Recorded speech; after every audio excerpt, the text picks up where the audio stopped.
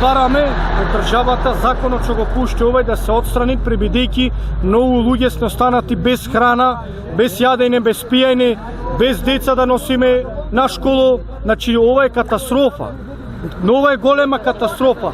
Бараме баре да се врати стариот закон или па ако не се врати стариот закон на тестој не мора да не пуштат пребидејќи знаат дека ние ромите не сме писмени, немаме школо.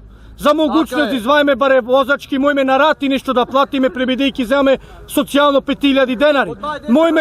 Мојме на рати нешто да платиме за да имаме возачки ако сакат да биде тоа како што треба да е закон.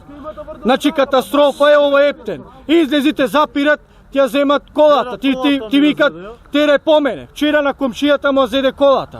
Од центар му вели тере полиција. Сакаме да полагаме, ама не да бидат со тестој, пребидејќи ние немаме школо. Баре да не пуштат да возиме, за да положиме. Зошто е тесто? На регистрација ги онадиме.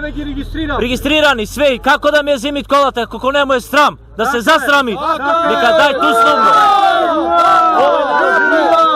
Полицијата не е крива, тој е крив што го донесе овој закон. Срам да му да се засрами, нека дој, нека онади. Зошто да го донират возилото мој на некој други?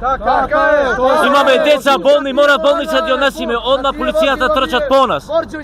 Што е ова срамотилоци ова држава? Во Европа го нема, тоа што го донесе. Ние го бараме правото наше, кој што? Ние не сме писмени ни еден од ромите. Значи вчера на комшијата колата му се зеде.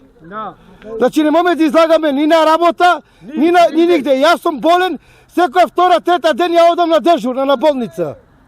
Значи јас сега не можам колата да ја запнам да одам на болница. А не сум само ја, цел народ е. Да го начекат пијан, да го начекат издрогиран, имат право. Нека му одземит.